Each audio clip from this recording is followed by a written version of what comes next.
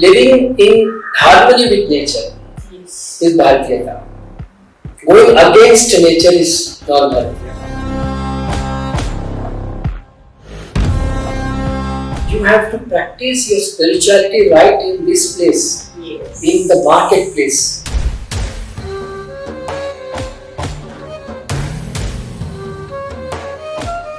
Index finger of the right hand and left hand are totally different. They won't be the same size. Suppose I have a right knee pain. Okay, it will reflect here. Immediately after Ugadi, lot of people get respiratory tract infections. Namaskara Prashanth ji.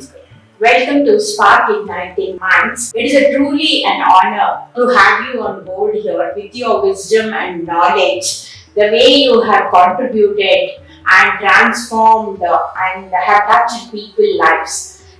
You have also been into transformative workshops and have contributed to the spirituality and the Bharatiyata, the way of life, which is timeless, I can say. So, I'm so happy, extremely happy today to have you on board and welcome to Spark Igniting Minds.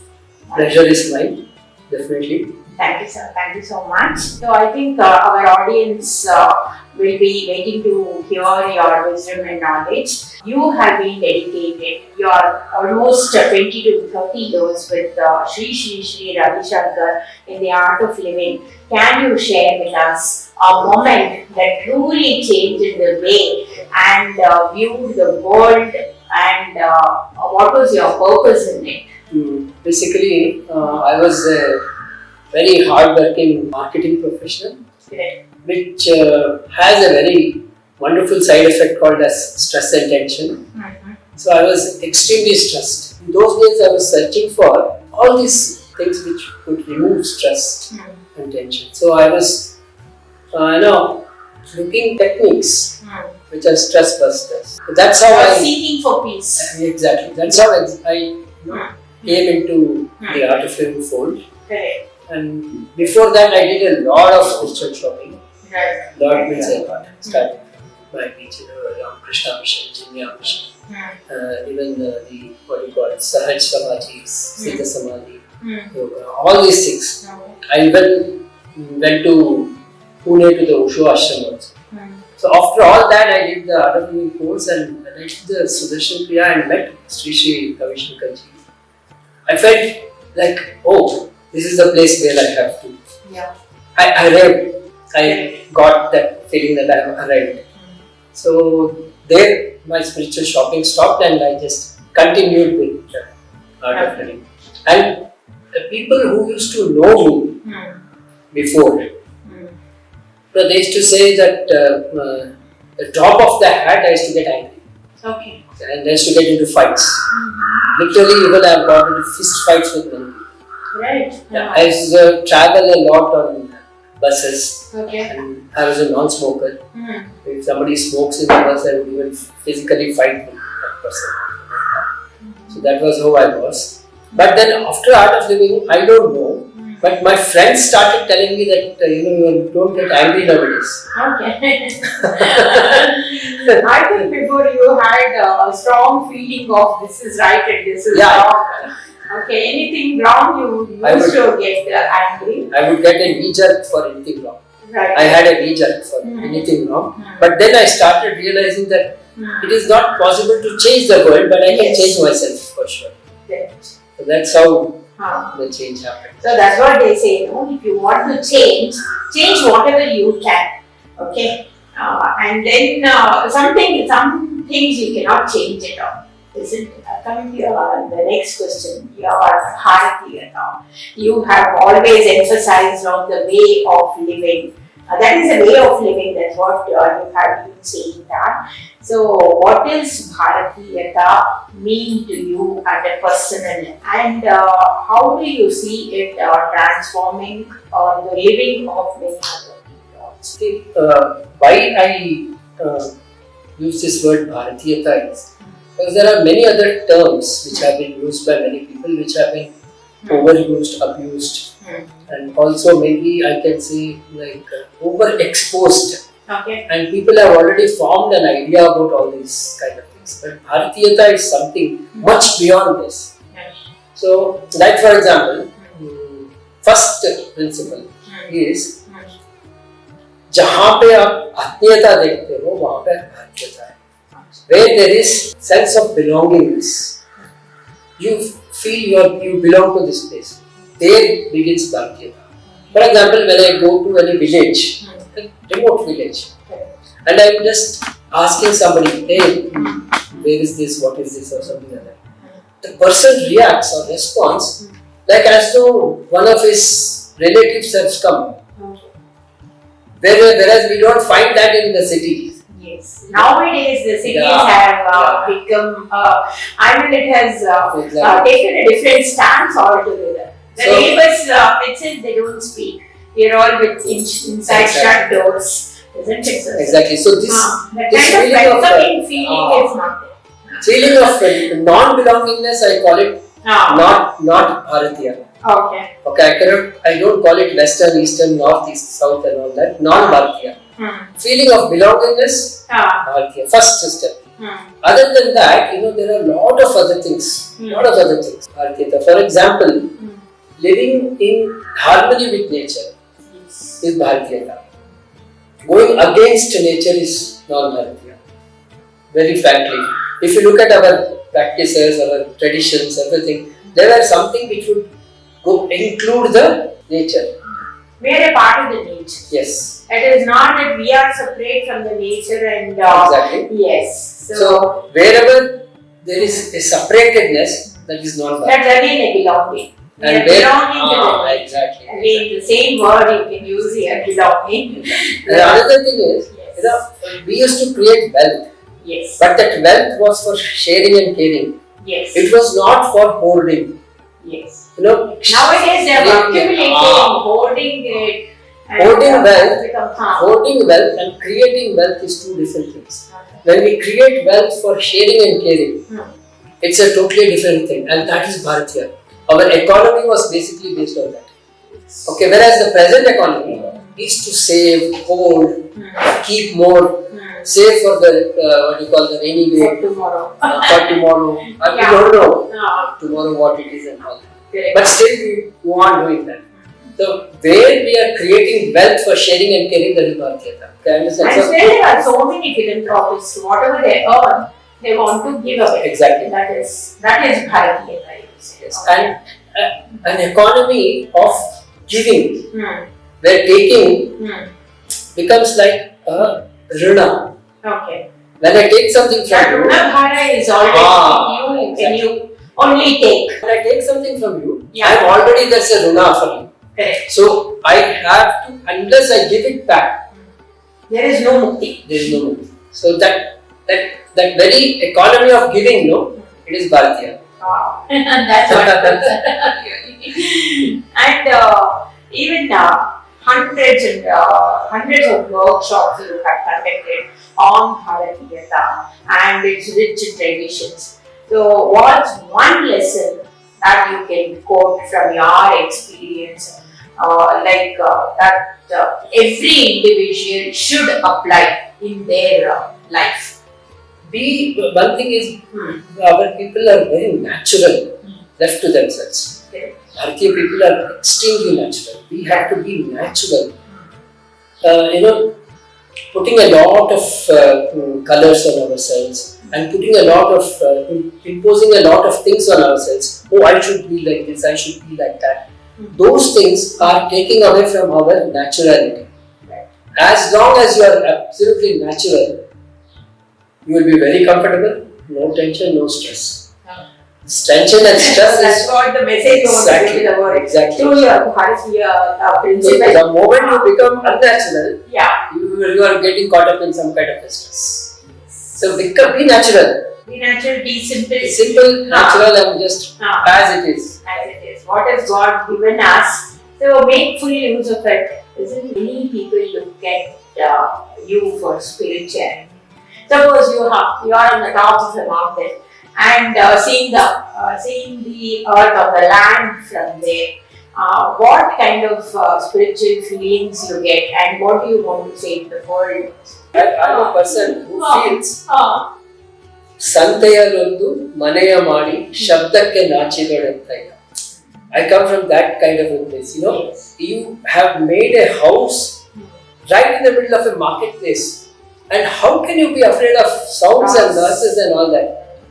You have to practice your spirituality right in this place, in the marketplace. If you cannot practice spirituality in the marketplace, it's not worth practicing. So spirituality is not going to a mountain and doing some japa or tapa there. It is always have to be in everyday life, incorporated into everyday life. I have nothing against people going there and doing their sadhana. Right. It's their own choice. But for me, I can sit and meditate anywhere. Anywhere. It doesn't matter for me. I just close my eyes and I switch off from the whole world. So for me it is okay. I can meditate anywhere. I don't have to go on top of a hill or something. But some people have to let them do. That's their way. I have no objections to it. But for me, I practice spirituality wherever I am in that moment. So you apply your principles to the everyday life.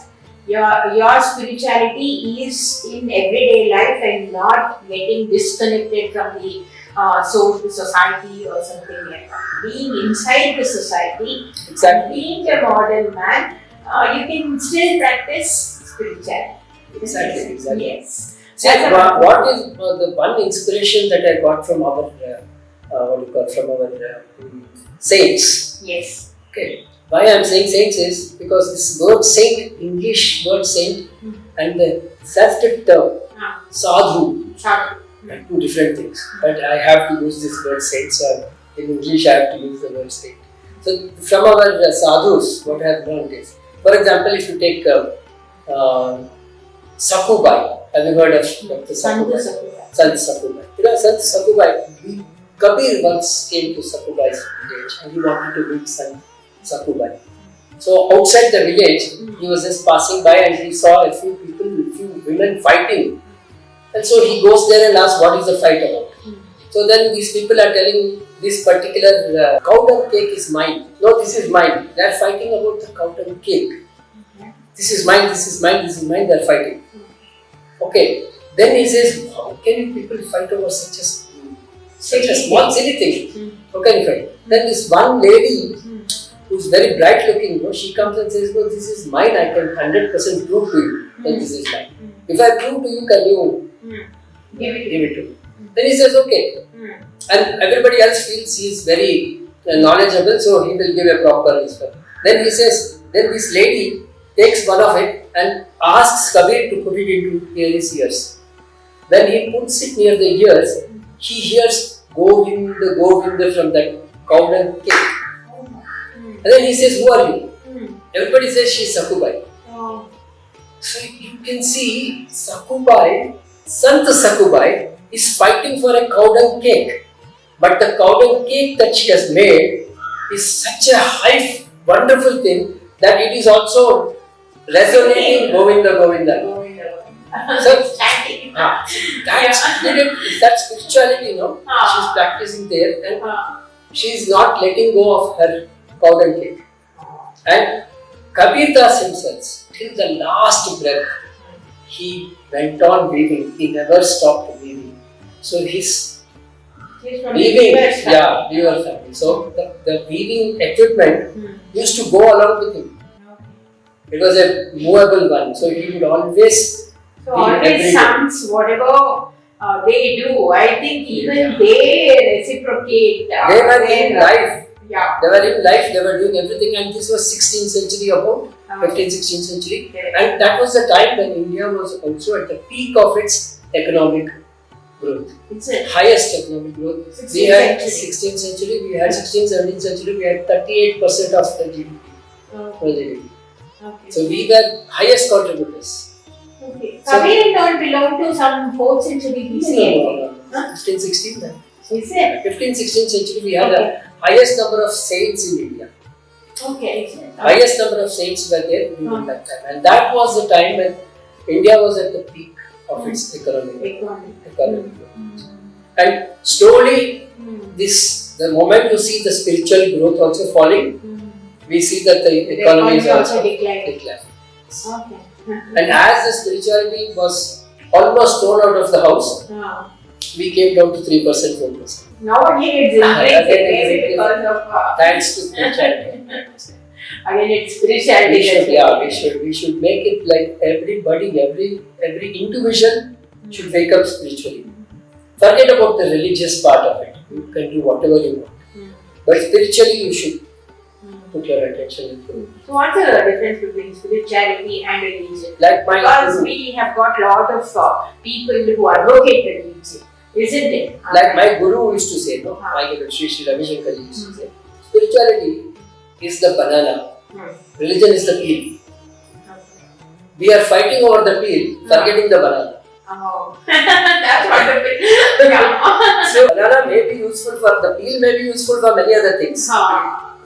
But the actual thing is banana. But you have to remove religion to get to that core of spirituality. Core is the spirituality, and we should not forget the core.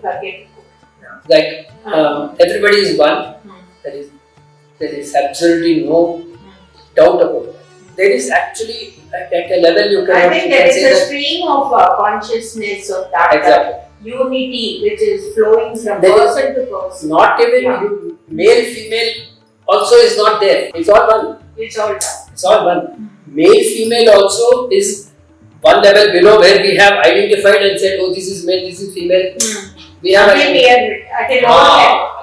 we have not evolved. No. Isn't it? So you can see all our saints, no? There are a lot of female saints as well as male saints. And all of them had a uniform identity. It was not that this was this person. The teachings were also the same. Okay. So if you had to say some of Ravi Shankar's Guruji's principle to the audience, what are those main principles? What he holds or what you hold as one thing, if you learn something, for example, you learn a practice, say pranayama, meditation, sudarshan, if you have learned it, you are very fortunate that you have got an opportunity to learn it. So it is your duty that you have to practice it every day as long as you are alive. First thing. That discipline should be brought into life. That will help you. That will help you definitely. Second thing, see when we look at the whole world, you look at your own fingers also. The index finger of the right hand and left hand are totally different. They won't be the same size. Okay. Forget fingers of the same hand. Like the fingers of two hands of your own are not the same.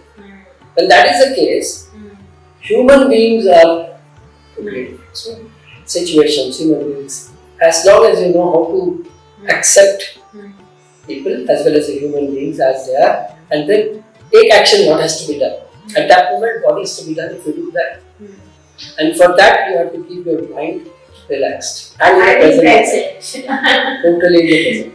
As long as you are in the present moment, you are one. The moment you start going here and there, if you go to the past, you start brooding.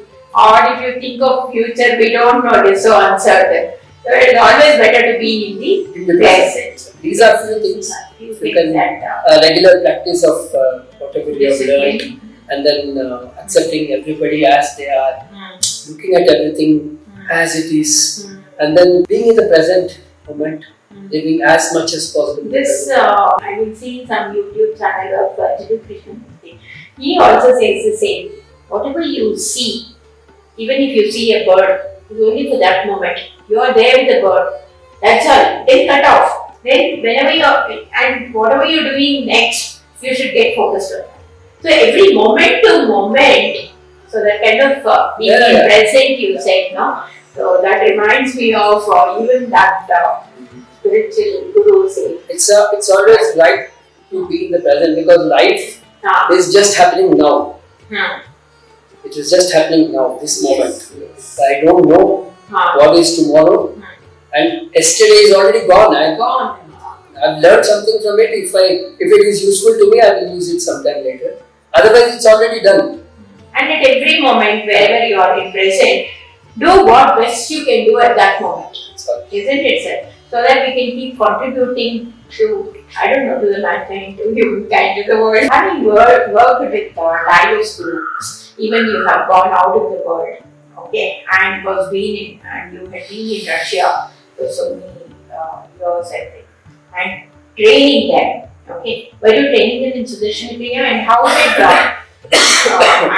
did you feel when you were in a different world, and how did you see India there, or they adopting our spiritual? Yes. People are people, same Everywhere. Yeah, the color and shape and size may be different, but otherwise people are the same. Correct. I've had the wonderful opportunity to train about 100 people as teachers, sort of. It was a teacher's training. Other than that, a few thousand people I trained there in Russia for India and things. But these 100 people, I spent about 21 days, 3 weeks with them. And it was a wonderful thing, that they were they became so attached towards the end, Like, I had to teach them all the nitty-gritties of how to teach somebody. It is easy to learn, but to teach somebody, you should know the nitty-gritties. So that was something amazing. And I found out one thing, other than just spirituality, there are a lot of things common in Russia and India. For example, language also. Language? Yeah, I'll tell you one thing. That's a simple thing I'll tell you. Right. I used to tell them to take attention to the eyebrows. And then immediately my Russian person who was translating used to say that, used to use this word, brew. Brew. And then I said 2-3 times after that I asked, what is this? She said it's eyebrow. So which is brew for us also. Brew madhya. We say that. Brew. So that is the same word. Yeah. That's good. Many words. I found out by the end of 6 months. Even foreign languages have taken roots from Exactly. 6 months later, I realized there are at least some 300 to 400 words in Russian language which have Sanskrit background. Slavic, Sanskrit, and have almost the mother language. No, Slavic. You learned Russian also. No, at the end of the 6 months or 8 months that I was there, if the translator is to make some mistake, I used to say, no, that's not what I meant. This is what I meant. Right. So I could understand very well. I have a knack of catching language. So that level I could go, but of course now it's long time, so now I don't. So you have trained the teachers. Yeah. Training the trainers. Yes. Okay. Other than conducting other workshops also, yoga, pranayama, Sudarshan Kriya workshops. Can you say something more about, elaborate about what is yoga, what is Sudarshan Kriya? Whatever those meditative stances are there. I don't know. Yoga. I can't get into meditation. That's my problem. So.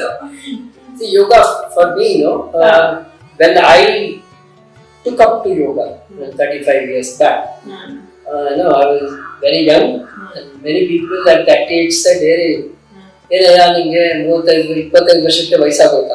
like, have you grown old at 25? That was the question asked me. Because people at that time thought yoga is for old people.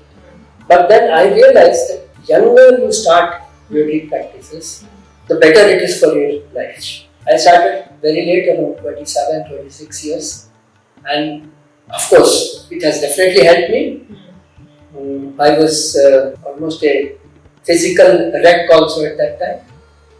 Like, for example, my 60-70% of my large intestine was dead. Yeah, I had COX. Okay. What you call tuberculosis of the large intestine. And I had my kneecap had come off. It was fixed, and I was not able to even fold it. Not able to sit down on the floor. Right, sir. And there were a lot of other ailments inside your body. Extremely angry, stressful, all that. And that is the time when I got into all these practices. Then I found out that within 3 months' time, I was able to sit on the floor. 3 months' time. I was able to sit on the floor, and 6 months.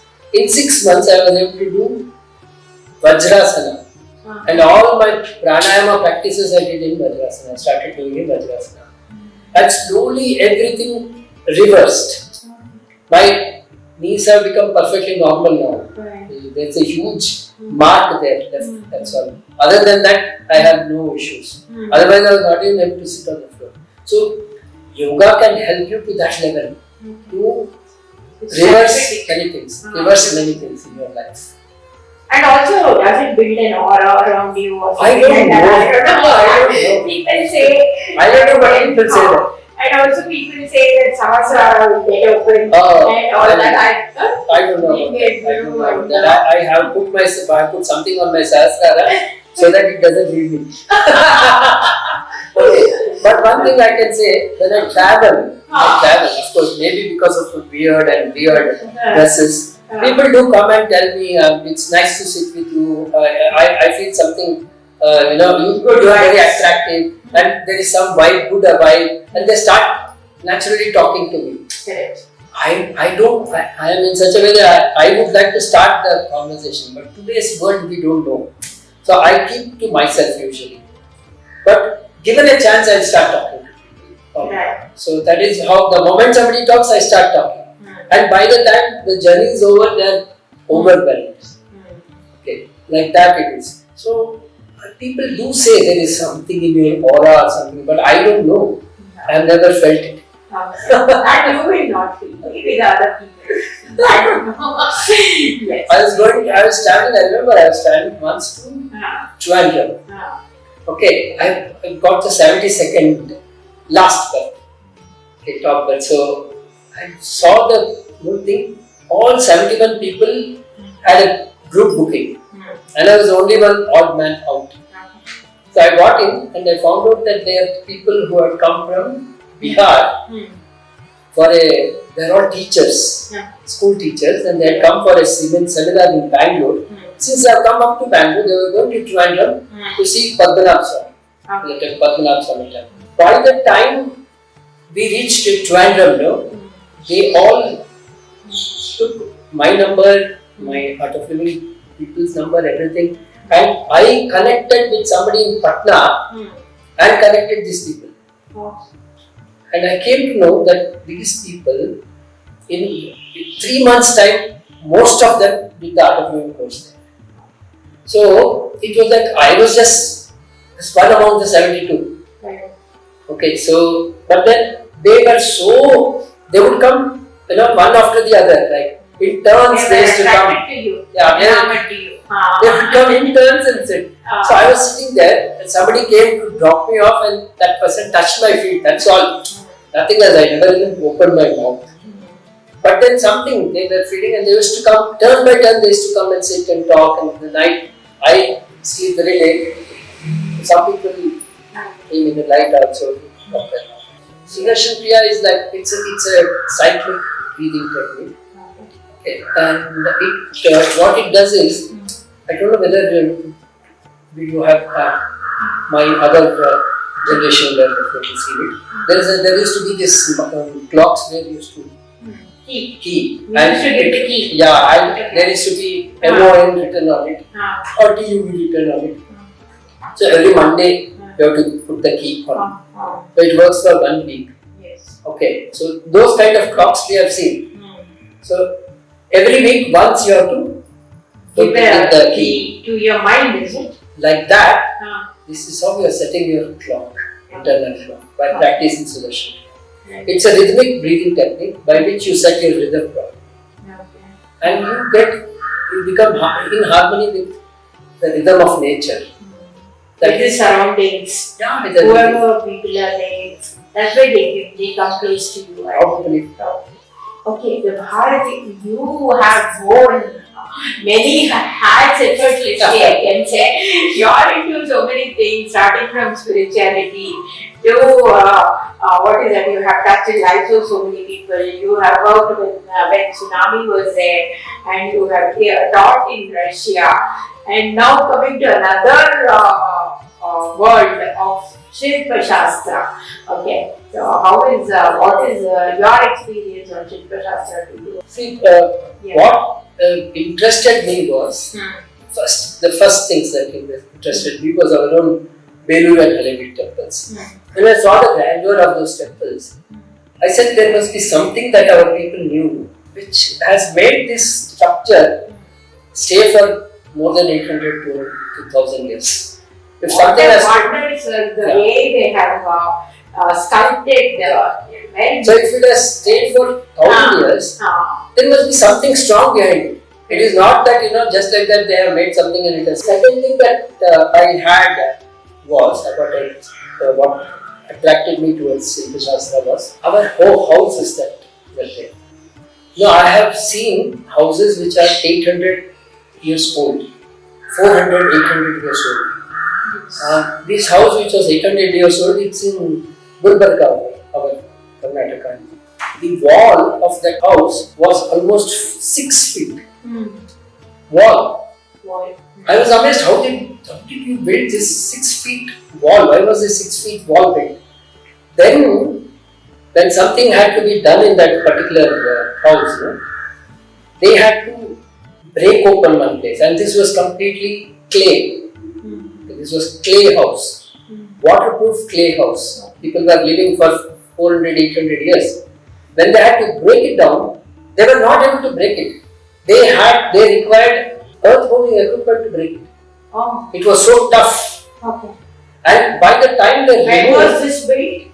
This was 800 years. 800 years back. Oh, you said 800 year old house. Ancient building. Yeah, and they had to they wanted a toilet and they wanted a toilet outside the house. Okay. They did not want to build it inside. Okay. They were old people, so they had to go out, but they said they will go out. We will not build it inside the house. So they had to make a hole into this particular wall. When they made a hole into that, that is when we realized there were not less than 50 to 60 layers of clay that has been added. Over a period of time, 50 to 60 layers of clay have been added, and the clay has become so strong that we had to literally use earth-moving equipment machine to make a hole into it. And by the time they said, the engineer said, "Sir, we can make the toilet inside this wall itself." It was so big, 6 feet. So people were not ready for that. Toilet was made outside. It was like a small passage, and then the toilet was built outside. Because they wanted to have the toilet outside the house. So this is something which you have to. And these things not interested. You have sculpted something? No, but I have worked on clay. You have worked on clay? Yeah, I have worked on the potter's wheel. I have worked by hand, created Ganesha idols. So you are into pottery also, sculpting also. Sort of. Sort of. Like I wanted to do something with clay, then my Guru Sri Ravindra Sharma ji said, best thing you learn the potter's wheel. I stayed there 15 days and learned the potter's wheel. He said, हाथ से रोटियां बना. So like you make chapatis and rotis, you make roti with the clay by hand. तब तुम्हारे वश में आएगा. The clay will come into your control.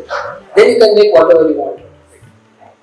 So that is how he literally taught me. In 15 days that I cannot forget. And then when I started using the wheel, it was very easy. Before that, it was only working with the clay. Right? You have been both a teacher and a student. What are the lessons you have learned as a student, and what are the lessons that you have taught as a teacher? First lesson for a student is keep your eyes, ears, all 5 senses open. Right. You don't know in which way you are going to get the knowledge. You have to keep all your 5 senses and the mind open. Always. Bharatiya knowledge is from all sides. That is what Veda says. No? So you have to keep everything open so that it enters through all our. Yes. So my guru used to say that, Ravindra Sharma ji, he used to tell me, he used to tell one story. A person who came to one great saint and he said, I want to lessons in spirituality. Then he said, okay, that's all, very simple. Take that clay pot, fill it with water, keep it on your head, and go one round this temple. But be careful that not a single drop of water should fall down. So then there were a lot of people who were dancing, singing, drums, everything. But this boy went straight like that, with all very carefully. He went around and he came back and he put the pot down. He said, the Guru asked him, all this time, where was your attention? Right on the top of the head, and it was on the pot. Because what? Single drop should not fall. That's all. That's brilliant. That's all. That's focus. If you can put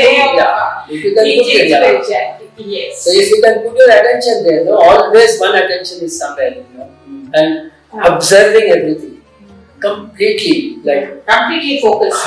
Completely observing and being part of everything and being focused. As long as you are doing that, spirituality is there.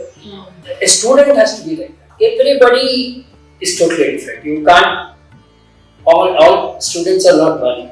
Everybody is unique. Yeah. They have their own talents. And when you are teaching something, when you are telling something, when you are talking about something, somebody catches something, some other person catches something. So in say a workshop of 1 hour, if there are 3 people, I would say that 1 minute is what each person would have got. But that 1 minute would have been different. So that 60 minutes has become actually useful for somebody. 1 minute is useful, that's enough. So we should just keep on telling. We don't know what will inspire somebody. Whatever concerned to that subject, I would be keeping on telling, and somewhere some spark will come. Right. You also have learned a lot of Vedas, Upanishads and all that. You have to say about our Vedic culture and Upanishads. They are treasures of our Bharatiya culture or Bharatiya. So, what do you would like to say even to any of our audience? See, the Upanishads is something that are extremely, I would say, timeless. They are not something which have been written a few thousand years back and it has become old. They are still relevant. The present situation, present streets, present society, they are still relevant. In the Vedas, knowledge that the Vedas contain is something that is eternal, which cannot be like, it is not. It doesn't have an end, it is. Other than that, it is always fresh. It is always fresh. Always fresh. It is still relevant even to today's. So that one thing we should understand. And see, Upanishads are kathas. There are a lot of stories in it. It will give you one sentence and one story. One sentence and one story. So now you can catch the story and forget the sentence. Okay. Or you can catch the sentence and forget the story. Both are not complete. Correct. You need to catch the sentence as well as the story. Okay. So that is where the balance is coming. Yeah. So now you will understand, this story is there because of this sentence, and this sentence is there because of this story. Yes. You will understand that. So that is so relevant, and it is like one example I would say is like there is one story. I hope I have time for that. One small story. Okay. Man suddenly dream going somewhere, and then he suddenly sees there is a monster. So he's climbing up a staircase. And then as he goes to up the staircase, the monster is also coming. Okay, and chasing him. And it is in a small gully, small kind of a road or something like that, where there is nothing on the other sides. And he reaches the top of the ladder, and this monster is also come there. And there is one person standing on the top. He's bearded and he's looking down and he's smiling and he's telling, "What do you think? Where do you think you are ended up?" He's not able to understand what this is all. Then he says, the steps that you are going up, that is the steps of your life. Okay. You think you are going up, just climbing the corporate ladder. Okay. Climbing the corporate ladder. You think you are climbing up, but do you see a dragon behind you? What is it? That is what you are getting as a side effect. There's a huge stress and tension that is following you. Always. As you are climbing up.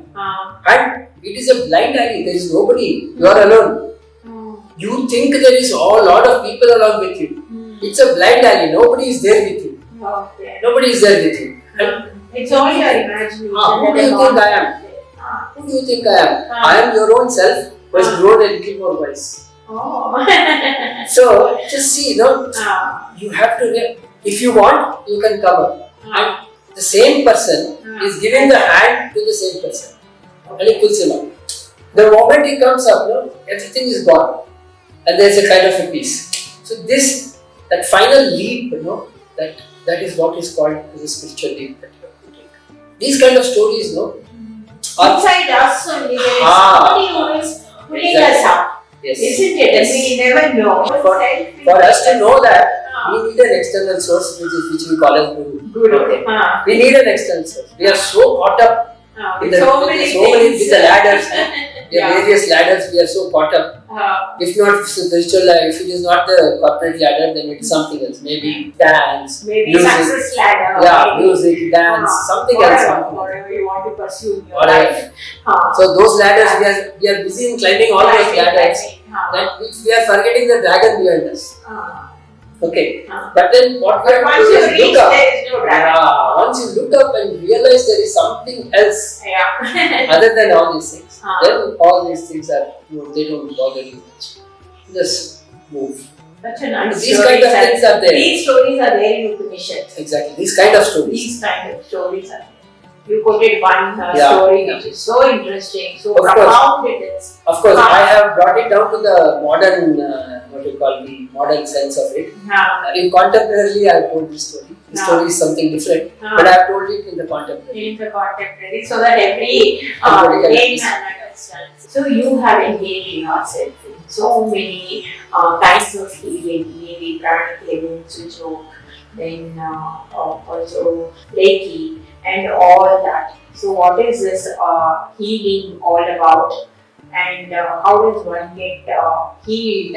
So because we are so much used to going to allopathy, getting medicines, and with that medicine we are having a lot of side effects also, stress also. It is not relieving our stress, or not we are going to any kind of a peace or a kind of healthy living. So, what do you suggest to all these healing methods? How can one attain a good health? Two things are there. One is the ailment comes and they are looking for cure. Second thing, you don't allow the ailment to come. These are the two things. Two things how you can take care of your health. The first thing is, I will come to the second thing first, that is not allowing the ailment to happen. We had a very beautiful way of life which we are living. Again, I come back to Bharatiyata. Natyacharya, there was something called as Natyacharya. According to the Ritu, that is the season, you have to change your lifestyle. Was there. For example, we had Holi, Purnima. 2 days before that, the Trayodasi. I still remember my mother used to collect very young mango leaves and mango flower. Mango was still flowering till Holi at that time. So mango flowers, leaves, and she would put it in copper those kundas. Then she would put water, keep it overnight. Next day she will remove this and ask us to drink. There was Trayodasi, Chaturdashi as well as Purnima, 3 days. Holi Purnima. Holi. So Trayodasi, Chaturdashi and Holi Purnima. These 3 days we had to drink this water. I am saying, what is this? As usual. Some rubbish. Some rubbish. All modern things. But then I loved my mother so much that I was just simply drinking it. Okay, sometimes my siblings would not like it, so I would drink the whole pot myself. So she would keep 2-3 pots. Like one pot I would drink, simply like that. But then later on, when I started inquiring about these practices, I realized that 15 days after Holi Purnima is our Ugadi. Okay, when Ritu changes. We are getting into Vasanta Ritu. And hotter days are going to come. Until now it was dry days, and there is a lot of kapha that is getting accumulated during January and February in the body, even without our knowledge.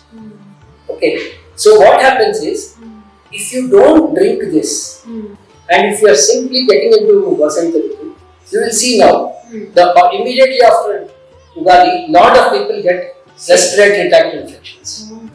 What is happening actually? Nature is, dissolving all those that kapha and bringing it out, and that is being seen as respiratory tract infections. Whereas actually it is kapha which was accumulated during the previous season. So if you drink this, you can avoid this. Okay. Maybe that's the time where you can see those tender flowers, leaves, and the mango flowers. And immediately after that, Ugadi, neem flowers, tender neem leaves with with jaggery, and also if you go to some other places, they use this small mango to make a kind of a panakam. Okay, all these are building up our immunity. The system. So if you live a life of Ritucharya according to our Ritucharya, and this Ritucharya is seen in our festivals actually. Okay, festivals have got what you have to do during the next 15 days. Lot of significance. Exactly. Every festival has something to do with the nature, something to do with our own nature also, our own ailments also. It is a cure, I think. Yes. So if you do that, you can avoid ailments. The second thing is, when you get ailment, how to get over it? Overcome it. See, there is one thing, no, in Kannada they say, solle hodiyake sutge beka. Solle hodiyake sutge beka. We don't need a... You require a hammer to kill a mosquito. You don't need it. You don't need a hammer to kill a mosquito. Yes. Soft mosquito, you just do this much, it is like that. Yeah. You just wait for the right moment and just do this much, it is like. But we go for surgery. But we go for hammer. Yeah. That is where the problem is. Small things. The kitchen, our kitchen itself is like a medicinal chest. Indian kitchen with all the aromatics and the the spices that are there. They are all wonderful medicines. Yes. Everything is small things you can do there. You can immediately get over. Still, if it is persisting, then I would say that it is better that we go for some Ayurvedic medicines. Very inevitable situations, fine. You can go for English medicine. Otherwise, this is how we should heal ourselves. So, what is Sujoka? I have heard of the term, but I see, it is like this. You just see this. There are two legs, two hands, one head, and the body. The hand is like a body. Okay. And this is the front side of the body. This is the back side of the body. So you have a front side of the body and you have the back side of the body. Suppose I have a right knee pain. Okay, it will reflect here. Right side knee, it will reflect here. So there will be a particular point around this which will be extremely painful. I just press that point or put a small needle there or put one moong dal and then start pressing it. This knee pain will go. That's an acupuncture and pressure. Both are there. And it's a very simple thing. And if you just look at it, you will see. Hand, like for example, this is our. If I have a pain in my wrist, all I have to do is. That's a place where you have to put the pressure. Yeah. So if I have something like a small twist in my right. Here. You put again pressure. So this is so simple. Sujoka is such a very simple thing. Okay. So it's all in hands. Yeah, in the hands and feet. The whole body technique. Yeah, hands and feet also. Sujoka means hand and foot. Oh. That is, I have just told you the primary things there. There are many more things like this. Like we have our Panchabhutas. The Chinese Sujoka acupuncture has got 6 elements. We have 5 elements, they have 6 elements. So they work on the 6 elements and then balance the 6 elements. Which is the 6th element? Ours is dryness. They have something called as dryness, which is dryness. So like that we have. Otherwise, all other elements are the same. Even Chinese have a lot of. So they balance these elements and then balance the inside one. Actually studying and understanding our economy, Indian economy, was that every house was a factory at one time. And there were no workers, factory workers. The whole family was working.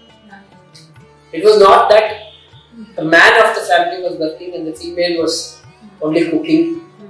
No, it was not like that. These are all fallouts of industrial revolution. What we call as industrial revolution. The fallout of industrial revolution became man works, wife is at home. Whereas in our system, the whole family is women also will work at home. Of course. Yeah. Take care of the house and women also works. But that is not considered as work today. That is the thing.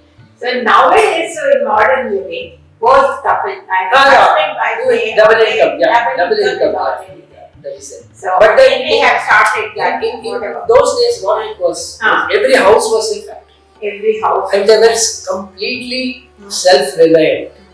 That is sustainable living. Yeah. Like for example, if I have X amount of some, say, waste material, that waste material from my house will be somebody else's raw material.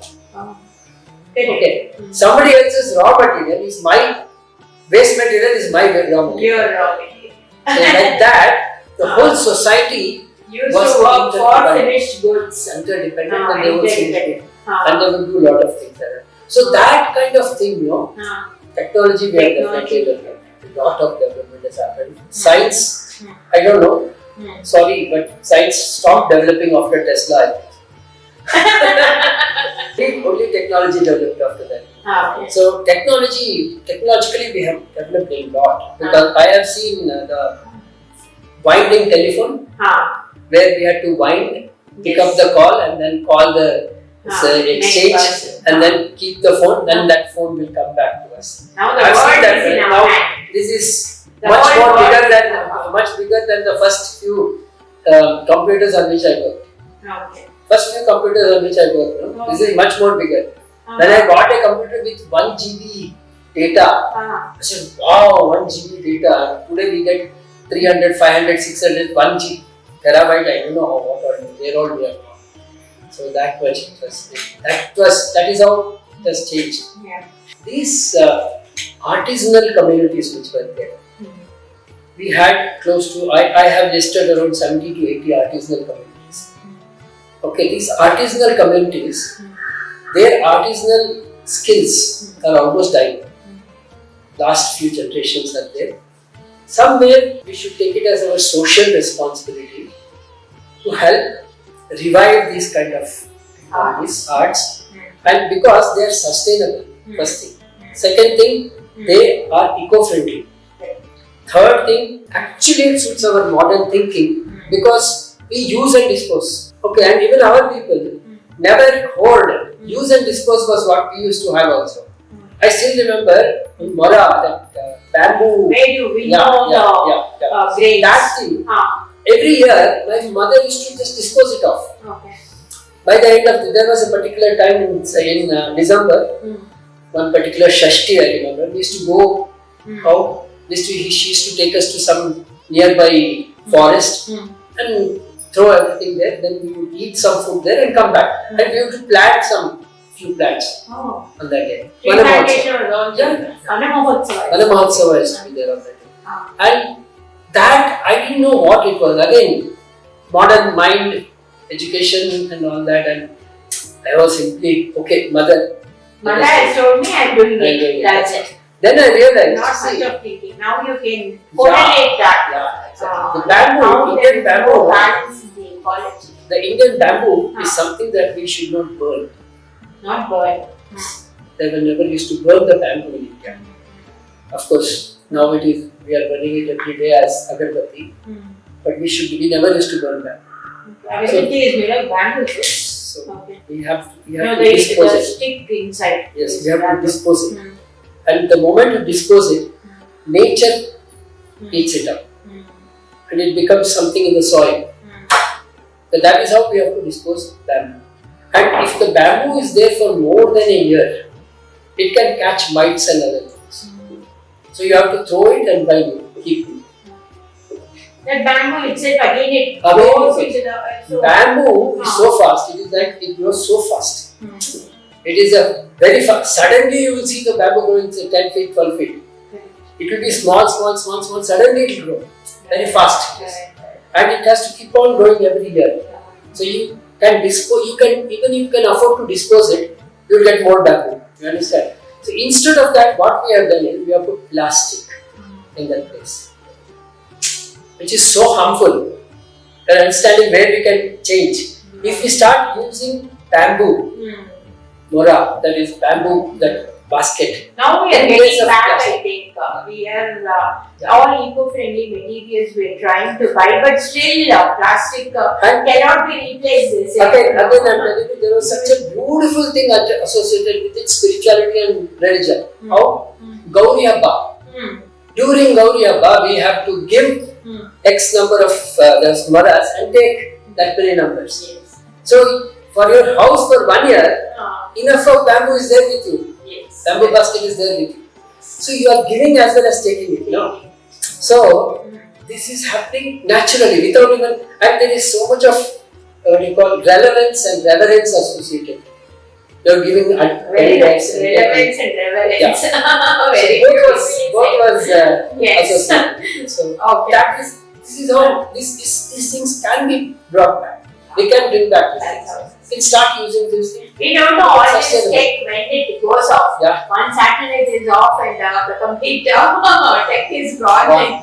So, Prashanth ji, you have witnessed the effects of modern day challenges like environmental disasters, like maybe floods, maybe earthquakes, and also what role do you think spirituality play in these kind of disasters? First thing, the people who have been affected by these things. Like for example, I was in Andaman when the tsunami happened, and third day of tsunami, 26th, this happened, and 27, 28, by 29th I was there in Port Blair. What I realized was people who have lost houses, people that nearby, they were totally broken. Okay, like extremely stressed, extremely traumatized and broken. Like that was their condition. So what I realized was, I cannot tell them anything else now. Let me just be there and tell them I am here for you. I will feed you as long as I can. So started from feeding people, and what we did was, one thing I took in my camp was I won't take anything from the government. Okay, I said I won't take anything from the government. Government was providing rice for all those things, but I said I won't take anything from the government. So next, how to go about doing this? So then I said I had a lot of art of living volunteers who were not affected directly by the tsunami. So these people said, Prashanth ji, we will give. So they started buying and giving us rice, dal and all. Next thing what I did was I contacted people from our mainland. Lot of people. I said we need these things. So they sent a huge lot of food items to us. Okay. Along with that, I started getting clothes, many other things, medicines and all that. And slowly started taking care of. When we started the camp, we had about 500 people in our camp. 6 months later, when I was closing down the camp, we had close to 6,000 people. And the camp went on growing. Ours was the biggest camp. And we were not even calling people. They were coming on their own. It was the best camp it was. And what happened? Volunteers. And we started making them do pranayama, yoga, meditation, all these things. And we started inquiring into individual families also. Then we realized that many of the people who were supposed to be lost, they thought this person is also lost, that person is lost. They have ended up in the mainland or ended up in some other camp. So finding them, locating them and bringing them together also. Good job, sir. That was almost helped. I learned so many lives over there. learned a lot there. Yeah. I learned a lot about humans and human behavior and Human connections. Yeah, and then I realized how much, if somebody like me, and there was one more person along with me, Mr. Nagraj also from Art of Living was also there. So both of us, they were looking at us as like saviors. We were not doing much. We were not doing much. We were just being available and we were seeing what is to be done, we'll do that. Okay. we got around some 50-60 people, some small shacks where they can make some street food and sell. We got a few people some vegetable stalls. We got some few people some provision stores. Lot of like this we provided. And 5-6 years later when I visited, they were all so happy. They were all settled. They were all there and they were so happy that we could do something like this. So something I look back and I say, oh, I have been instrumental in at least at touching these many lives. That's all. God has given me that opportunity. I just. You are thankful to the God. Yeah. And they are thankful to you for whatever you have done. That's wonderful. And you have had such a diverse career from a medical representative. You became a spiritual master, and then again you went into filmmaking and direction. You have learned under very, very famous personality who has brought so many Swarna Kamtas to Karnataka. So, Natyacharya Chandrasekhar. And how is your experience and how is that shifting, the transition from spiritual leader again to a filmmaker? That spirituality goes on, I know, even in the filmmaking, but so your experience on basically why did I enter into this field is because I wanted to write the stories of all our rishis. Okay, so I did a lot of research and all that. I found names of about 140 rishis first. Then I also realized there are about 25 to 30 rishikas, which many people don't know. Women rishis, what we call as the female rishis. 25 names I could recollect from my search. So there were about a list of 165 or something like that. And it was like for me, where can I collect stories of these people? Then I found small booklets which have been written by some people. And I'm seeing that anonymous. Yeah, before the story starts, it's over. So they're so small. I said it can't be. These rishis have done such beautiful work, such huge, humongous work. Somewhere the stories should be there. So in my search, I realized that there are Puranas, 18 Mahapuranas and 18 Upapuranas, 36 of them. And these Puranas have got a lot of stories about these rishis. Other than that, I realized there are 240 or 50 Vishesha Puranas, which may be Sthala Purana, Jati Purana, something other Puranas. So these Puranas contain a lot of stories about these rishis. So it went into my head somewhere that I should read them. Okay. So I literally started reading these Puranas. Whatever work I would do, I would come back, pick up some Purana somewhere. Like I have not read the Sanskrit. I am very bad in Sanskrit because I never studied Sanskrit. Even Kannada I was not able to read. So I was a totally English medium student. So fortunately I got books where there was transliteration in English and translation in English and the commentary in English also. So I started reading them and noting where all which rishi is there and all that. So later on what I did was, these Vishesha Puranas are not available as books. So we have to go and sit with somebody and listen to them. Make notes. That is the only way. Like Harikatha. Like Harikatha. And Sthala Puranas. For example, there is a temple, there is a Purana behind it. Okay, some ancient temple has got a Purana behind it. They are called as Sthala Puranas. So these Sthala Puranas you have to go there and learn.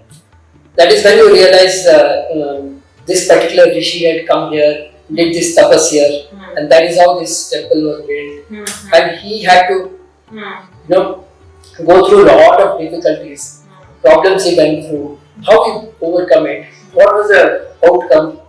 All that is there in the Sthala Purana. So you have to listen to the Sthala Purana, make notes there. There is no book. Like that I got all these things. Then I started compiling these rishi stories, putting each rishi story in one index, then going through that and then I put it in a chronological order. And I could make a complete story of about 40 rishis and around 10 rishikas. Now I said, I have the story, what should I do next? So the easiest thing is people said publish it. But to this age, not many people Read Read books. books. Not at all. Not at all. So then I realized, no, that would be the worst thing if I would do if I And it reaches only a small copy. Exactly. When you really make it into a movie, I think thousands and thousands. The next thing was, people told me you make something like maybe a web series. Yes. Or maybe an animation or something like that. Then I said, okay, fine. Then I saw this workshop, story scripted writing workshop. So I went to Natyacharya sir, and that's how I entered. And there, Natyacharya sir as well as Madam, Shobha Madam, they said you do the whole program, direction program, because just that much will not be enough. That will do the whole direction program. So I ended up doing the whole direction program, and I got into understanding what happens behind the screen. This has come out of the film now? No. This is just started. I am just in the process of learning the process. Now I am learning how to shoot, what to do, how to write and all that. Now I have learned that, and now I am practicing a few more movies. Then I will definitely be taking up this huge work of bringing all these things into light. That I would definitely love to make a web series on the rishis. Complete the story about maybe 3-4 episodes will be one rishi. That much of stories I have. Exactly. Information Content is there. So I would definitely love to do one. And what are your films? And you also have written some short English short films are part of my as part of our direction. I want you to say more about those short movies, whatever you have made, and how you made it. See, those short films were part of our direction workshop. Okay, we were supposed to assist at least 3 to 4 or 5 short films, and we were supposed to make at least one short film, and we were also asked to make one documentary also. I don't know, in my batch, 4 or 5 of us did a short film, our own short film, and I was the only one who made a documentary also. And I assisted close to 8 or 10 short films. And all these short films I have contributed for the story, writing, direction, and in few of them I have also acted. Because some role, if you have to teach in a direction, means you have to teach somebody acting. If you have to teach, you should know to act. Yes. Okay. So that is how I ended up acting. That's how I ended up acting, and I acted in a few of the short films. And those short films. There's a first short film which I assisted was Kingston Deluxe.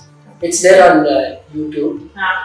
Okay, it is directed by our mentor Giriraj ji, B.M. Giriraj sir, and I have not played a role in that, but yes. Kingston Deluxe is one of the first Kingston Deluxe. Okay, so what's the plot there?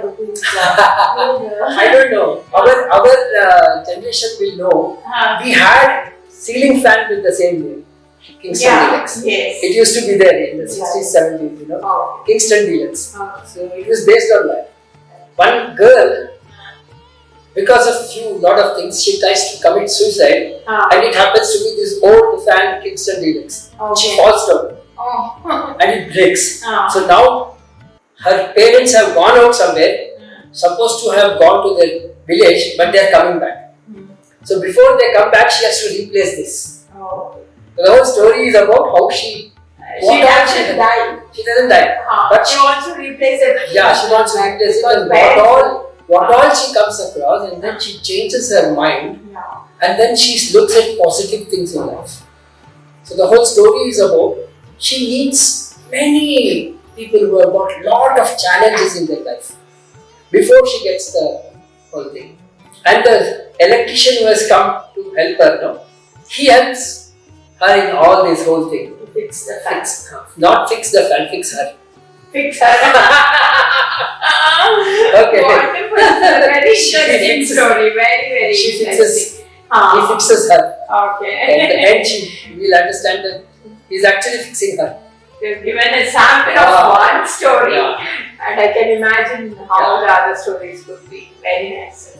Sir, you have worked with the rural people, and I think you have gained a lot of lessons. A village means usually what comes to our mind is a well and a tree and a house and things like that. Village scene is already in our this thing. So, how was it for you working in the rural areas, being a very modern man? And also, what lessons that you want to give or impart to the urban society? Are there any lessons that we can fetch from the rural living? Many things, many things. Yes. For example, the Bangalore which I grew up is actually 300 villages, not one city.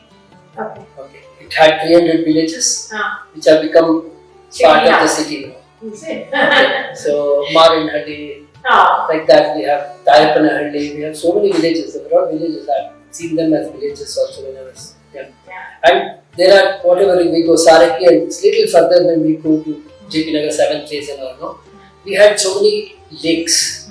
And every Saturday, Sunday, we used to cycle, swim in the lakes, come back. And when we go there, we used to just enter anybody's house. And they would say, Elinga bandidira, Bengaluru bandidiri. Uta madadra, illa, bani kutkoli uta madi. So we could eat food in anybody's house. Anybody was ready to feed us. That was the situation. Exactly.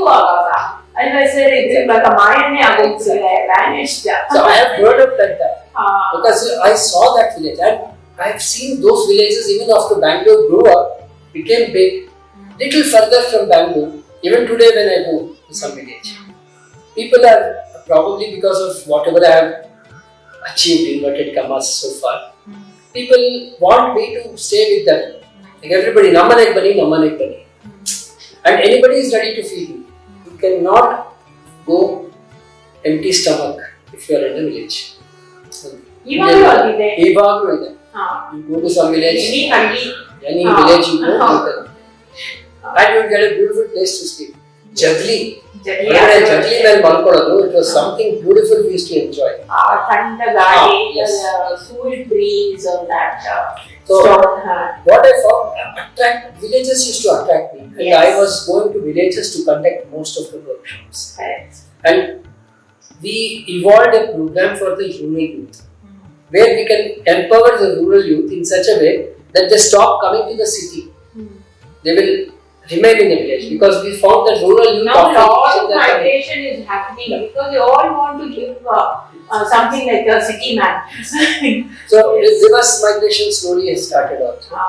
Many places, the city people after retirement, they all want to go back. But unfortunately, now in the village, there is only our generation which is staying. Rest of them are all in the towns. So it has happened. But it was challenging for me because those children don't understand that village life is actually the life they have to lead. City life is nothing. But they think that city life is more glamour. They are attracted by the glamour. That's it. Whereas actual life is in the village. Slowly we are attempting our own way how to get back the people. By working with these artisans, we have revived a lot of people. I still remember 96 when I went around, people were telling artisans are almost dying. And today many places they are telling they have been revived. Even today we can see a lot of resorts in the village kind of a setting. Yes. Hotels also they are making it that kind rural of stay, rural village stay. Cuisine also that all the village cuisine. It is just a circle, it will go back. It will go back. Yeah. Because without food there is we can't even survive. Without agriculture, none of us can survive, and agriculture can happen only in villages. Yes. So that is where the whole thing is. And we will go back. The whole circle will go back, I'm sure. Yes. Because I have seen technology going there, it will fall down and go back also. It was really profound, sir, to talk to you, gain a lot of wisdom and knowledge. And you have, again I can say that you have put so many hats effortlessly and you have worked with a lot of spiritual feeling with the rural people and again going to the Russia. So you you have worked a lot, gained a lot of knowledge, and given or a giver. You have contributed to the whole society in different ways. Maybe it is reviving pottery or all these artisan occupations. From there, even like in the modern world, how one should adopt spirituality, how one should make their lives better and make themselves better. That has been told to the audience in a very fantastic way through your stories and everything. So thank you so much for being with us and giving a lot of insights, experiences, wisdom, and knowledge. And, I'm also very grateful that you gave me the opportunity to come and speak here. yeah, thank you so much.